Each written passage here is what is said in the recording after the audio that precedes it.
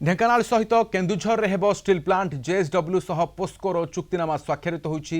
केन्दुझर रे वार्षिक 5 million ton एवं ढेंकानाल रे वार्षिक 6 मिलियन टन उत्पादन क्षमता विशिष्ट प्लांट हेबो। सूचना दैछन्ति शिल्प विभाग अतिरिक्त मुख्य सचिव हेमंत शर्मा। ढेंकानाल रे 100 एकर जमी रहिछि। आहुरी जमी आवश्यक पड़िले राज्य सरकार जोगाई देबे।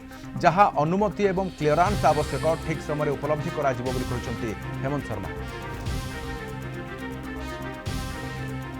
जेएसडब्ल्यू और पॉस्को सहित जो चुक्तिनामा गतकाली है माननीय साउथ कोरिया रे जो राष्ट्रपति महोदय भारतवर्ष को आसी विजिट सकाशे से एग्रीमेंटा गतकाली साइन होती ओडिशा पाई बहुत खुशीर खबर एवं वर्तमान आम हाथ में दुईटी बड़ बड़ प्रोजेक्ट अच्छी गोटे 5 मिलियन टन स्टील प्लांट जोटा कि केउंझर रे हबो आ गोटे 6 मिलियन टन स्टील प्लांट जोति पाई से माने वर्तमान ढेंकानाल पाई इच्छा प्रकाश करछन्ती। यदि वो ढेंकानाल रे हम पाखरे अल्प जमी अच्छी प्राय 1000 एकर जमी अच्छी आउरी जमी किछि नेबाकू पड़ी पारे किंतु ओडिशा पाई बड़ खुशीर खबर कि पॉस्को अंततः ओडिशा को फेरुची। आज पर्यंत आमे मात्र कहूतिलु आज पॉस्को निजे कहला कि से ओडिशा को फेरुची।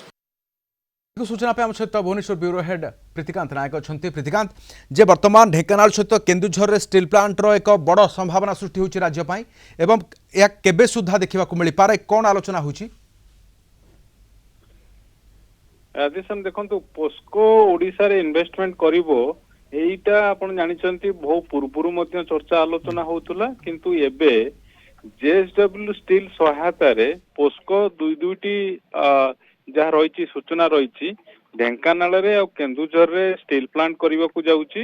ये जो केन्दुझर रे वार्षिक 5 मिलियन टन उत्पादन क्षमता विशिष्ट स्टील प्लांट हम आ ढेंकानाल रे वार्षिक 6 मिलियन टन स्टील प्लांट उत्पादन विशिष्ट स्टील प्लांट प्रतिष्ठा हम से ऑलरेडी जेएसडब्ल्यू स्टील आ पोस्को अधिकारी भितर एमओयू स्वाक्षरित हो सारी आउ एबे जदि आपण देखिबे एठी जहाँ रही सूचना रही जेएसडब्ल्यू स्टील रो जो सहायक संस्था रही साफन रिसोर्स प्राइवेट लिमिटेड माध्यम रे ढेंकानाल रे प्रकल्पटा कार्यकारी होबाकू जाउची।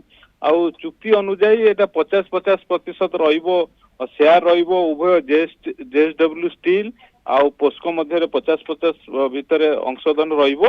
आउ 2026 डिसेम्बर 31 सुधा ये प्रकल्प कार्यटा ढेंकानाल कथा आपन को रखिया को चाहिबी कार्य शेष करने को लक्ष्य रखा जायछि। से बड़ी केन्दुझर जिल्लार पाटना तहसिल अंचल मध्य एक स्टील प्लांट प्रतिष्ठा होबा को जाउछि जोथरे 35,000 कोटी रु 40,000 कोटी टंकार विनियोग होबा को जाउछि।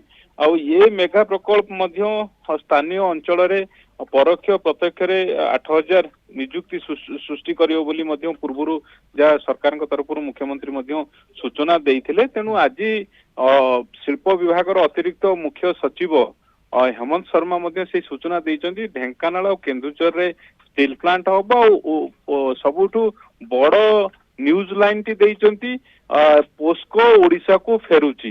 जो वर्ष धरिकी पोस्को ओडिशा रे इन्वेस्टमेंट करिवो जो चर्चा आलोचना होतला सेटा वास्तविकता नवाकू जाउची वास्तव रे परिणत होबाकू जाउची। निहाती वर्तमान क्षेत्र रे नियुक्ति बाबद रे मध्य अनेक किछि तथ्य आसी पारे एवं राज्य रे नियुक्तिर बड़ सुजोग सृष्टि हेबाकू जाउची। या द्वारा मध्य बहुत धन्यवाद हम सूचना पे हम सहित भुवनेश्वर ब्यूरो हेड प्रीतिकांत नायक रहितले।